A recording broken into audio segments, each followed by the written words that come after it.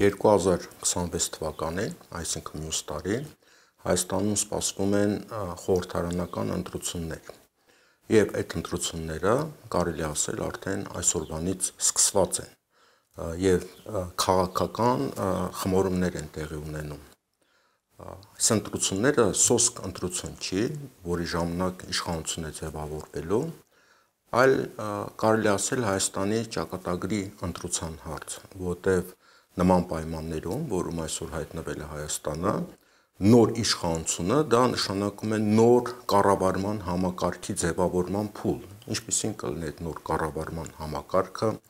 դա կլինի հինը, հնի կրկնությունը, այն ինչ որ այսօր կա, դրա շարունակությունը, թե ինչ որ մի նոր համակարգ, որի նկատմամբ կարող է լինել հանրային վստահություն, կարող է եւ չլինել։ Այսօր տեղի են ունենում գործընթացներ, որոնք մեզ հուշում են, թե ինչ հնարավոր զարգացման հեռանկարներ կան Հայաստանում։ Սակայն մինչ այդ մենք գնանք ետ եւ փորձենք հասկանալ, թե ինչ համակարգ էր գործում Հայաստանում 2018 թվականից առաջ, ինչ համակարգ է ձևավորվել այսօր եւ դրանից ելնելով ապագայում ինչ կարող է տեղի ունենալ եւ դա չափազանց կարեւոր է այսօրվանից հասկանալ, որովհետեւ հասկանալ գործընթացի տրամաբանությունը նշանակում է ճիշտ քայլեր կատարել ապագայի համար։ Մինչև 2018 թվականը շատ էր այն համակարգը, որը գործում էր Հայաստանում, անվանում են օլիգարխիկ համակարգ կամ քրեա օլիգարխիա, եւ հիմա հասկանանք, թե ինչ է նշանակում օլիգարխիկ համակարգ։ Օլիգարխիկ համակարգը այն է, երբ որ խոշոր տնտեսվարողները կարողանում են միմյանց հետ գալ ստվերային համաձայնության, ստվերային պայմանավորվածությունների միջոցով իշխանությունը կիսել միմյանց միջև, այսինքն իշխանությունը կարող է կիսվել տարածքային առումով, այսինքն քաղաքը այս մեկինն է, այնիշ գյուղը այս մեկինն է, այնիշ մարզը այն մեկինն է, այսինքն ինչ-որ առումով ֆեոդալական համակարգ, եւ մենք հիշում ենք մինչև 18 թիվը շատ ֆեոդալների անուններ, որոնք իրենց տարածքներում ամենաթողությամբ են զբաղված։ Նշանակում է նաեւ տնտեսական ոլորտում ոլորտների կիսում, մեկը այսինչի արտահանում է, մեկը այնինչ ապրանքի, մեկը ինչ-որ կոտաներ էր տանում իշխանությունից եւ համապատասխան հարաբերությունների մեջ մտնում իշխանության հետ, այսինքն մենք գործ ունենք արդար մրցակցության բացակայությունից, այսինքն երբ որ հանրության մեջ խոսում էին, որ չկա արդարություն, հենց արդարություն չլինելը նշանակում է մրցակցությունը արդար չի կամ նույնիսկ մրցակցություն գոյություն չունի։ Դա բերում է նրան, որ կառավարական լիցենզիաները, պետական բյուջեն եւ այլն նույնպես բաժանվում է այդ համակարգի անդամների միջև։ Դա բերում է բնականաբար իրավական համակարգի նկատմամբ անվստահություն եւ դատական համակարգը կոռոզիա է ենթարկվում։ Դրա համար ինչ է պետք, բնականաբար դրա համար պետք է, որ մեդիան, այսինքն լրատվամիջոցները նույնպես գտնվեն վերահսկողության տակ, վերահսկողության տակ գտնվեն ոչ միայն այսպես կոչված իշխանական լրատվամիջոցները, այլ նաեւ ընդդիմադիր եւ ընդդիմադիր լրատվամիջոցները տարբեր դերակատարություն ունեն։ Նաեւ իշխանության անդամների նկատմամբ կոմպրոմատների տարածում, որի օգնությամբ այդ համակարգը դառներ կառավարելի իր գլխավոր սյուզերենի կողմից։ Այսինքն մենք գործ ունենք ֆորմալ ժողովրդավարության հետ եւ նաեւ քաղաքական համակարգում որպես դրա հետևանք արդեն առաջ է գալի հաճախորդների ինստիտուտը։ Հիշում ենք, որ Սերժ Սարգսյանը ասում էր, որ այդ քաղաքական դաշտում ովքեր կան, դա իրենց հաճախորդներն են։ Դա հանրային որոշակի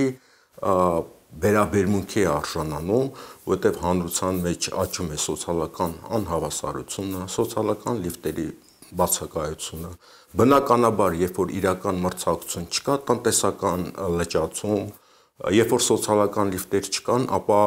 ընդունակ մարդիկ պետք է արտագաղթեն, այսինքն ուղեղների եւ կապիտալի արտագաղթ է տեղի ունենում եւ բնականաբար անվստահություն պետական ինստիտուտների նկատմամբ։ Սա այն համակարգն էր, որը մենք կամ ոչ միայն մենք, այլ շատերը համարում են օլիգարխիկ կամ քրեա օլիգարխիկ համակարգ։ 2018 թվականից հետո տեղի ունեցավ իշխանափոխություն, որը շատերը հեղափոխություն էին անվանում, հիմա արդեն համեստորեն այդ բառը համարյա չի օգտագործվում, եւ համակարգը փոխվեց, այսինքն եկավ պոպուլիստ առաջնորդ, որը հենվում էր հանրության այդ նեղացած շերտի վրա, այսինքն շերտի վրա, որը համարում էր, որ ինքը անարդարության պայմաններում շատ վատ պայմաններում էր գտնվում, վատ կյանքով էր ապրում եւ հիմա եկել է առաջնորդը, որը ասում է, հիշում եք այն կադրերը, երբ որ ինքը ասում էր, եկել է ժողովրդի վրեժի ժամանակը, քյաբաբ պետք է հետ բերի եւ այլն, այսինքն այդ պոպուլիստական լոզունգները, որը սովորական մարդու սրտից էին եւ այդ մարդիկ ունեին սպասելիքներ։ Եվ 2018 թվականին ընտրությունները իրոք դա այն ընտրություններ էր, այսինքն ընտրական կեղծիքներ տեղի չի ունեցել։ 21 թվականին պարտությունից հետո արդեն նաև դրան գումարվեց եւս մեկ կարգախոս, պատերազմի ու խաղաղության կարգախոսը։ Եվ պատահական չէր, որ վերջերս ազգային ժողովի նախագահը ազգային ժողովի ամբիոնից հայտարարում էր, որ Ղարաբաղի պարտությունը նախկինները գցել են իրենց ջեբը, այսինքն այդ պարտությանը նախկիններն են հասցրել, նոր իշխանություն են բերել ինչ-որ եղանակով եւ նրանց գրպանը գցել են պարտությունը եւ 21 թվականին գործող վարչապետը կամ ժողովրդի առաջնորդը, ճակերտներով բնականաբար, հանդես էր գալիս այն թեզով, որ կան նախկիններ, որոնք ուզում են նորից պատերազմ տեղի ունենա եւ ինքը, որը բերելու է խաղաղություն եւ սոցիալական արդարություն։ Հիմա մենք գտնվում ենք մի իրավիճակում, երբ որ հանրությունն այն մարդիկ, որոնք 2018 թվականին, 2021 թվականին այս իշխանության ընտրած զանգվածներ, որոնք ունեին սպասելիքներ, հիմա հարց են տալի, որտեղ են մեր գտնվում, որտեղ են մեր քյաբաբները, մենք այսինքն նման տերմիններով ենք խոսում, քյաբաբներ եւ այլն, որ իշխանությունը խոսում էր հանրության հետ։ Դրա համար նման գրեհիկ բառապաշարով եմ ես ներկայացնում այդ դիսկուրսը, հանրային քաղաքական։ Եվ մարդիկ շատերը արդեն ասում են, այլ նախկինի ժամանակ մենք ավելի լավ ենք ապրում, քան հիմա, հարկերը բարձրանում են, բանկային տոկոսները աճում են, բանկերը ըստ էության գերշահույթներ են ստանում եւ կեղեքում են հանրությանը, արդարություն չկա, հիմա իրենք ուզում են փոփոխություններ եւ առաջանում է հարց 2026 թվականին գործող իշխանությունը ինչ մեխանիզմներով է վերարտադրվելու եւ ինչ համակարգ է ձևավորվելու։ Ուրեմն մենք ունենք երկու մոդել։ Մի մոդելը դա Երևանի ավականու ընտրությունների մոդելն է, երկրորդ մոդելը Գյումրի ավականու մոդելը։ Երևանի մոդելով, երբ որ ընդդիմադիր ներկայացող մի կուսակցություն օգնում է վերարտադրվել իշխանությանը եւ իր պահանջներն է դնում, իսկ որոնք են պահանջները տնտեսական դաշտում ստանալ դիվիդենդներ, շահույթներ, անօրինական շահույթներ, եւ անօրինական շահույթները ում հաշվին են, բնականաբար ժողովրդի հաշվին են։ Եվ մենք տեսնում ենք, որ ինչպիսի լիցենզիաներում է հաղթում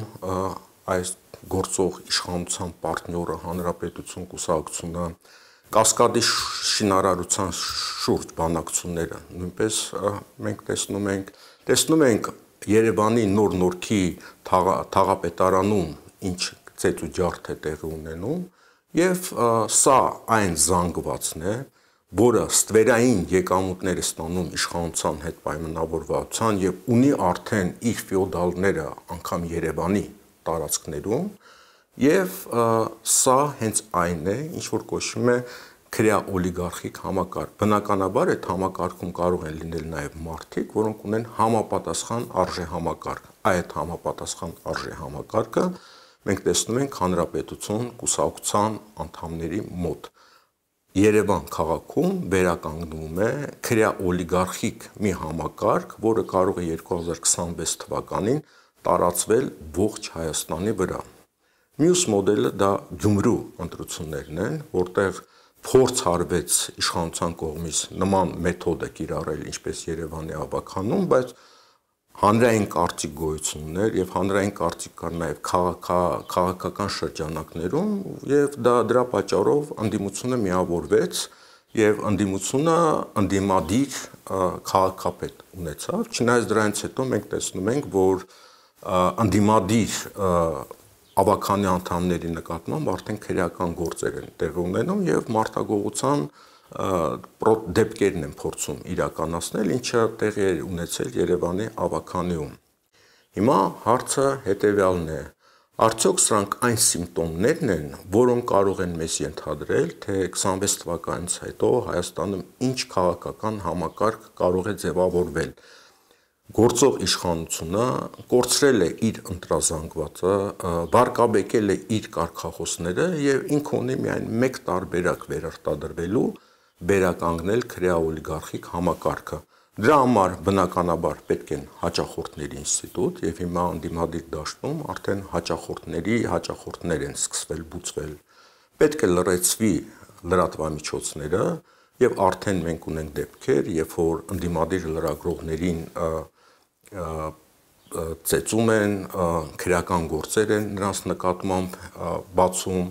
եւ այս դեպքերը շարունակվելու են, որտեղ քրեաօլիգարխիկ համակարգում, ինչպես մինչեւ 2018 թվականը,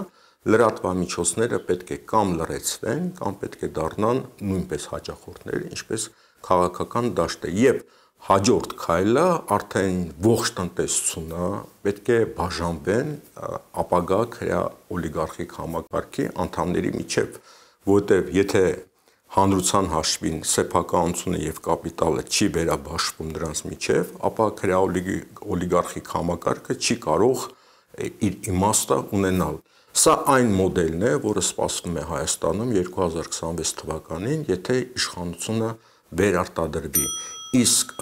նոր քրեաօլիգարխիկ համակարգի ձևավորումը Հայաստանի համար կարող է ուղղակի արդեն ողբերգական լինել։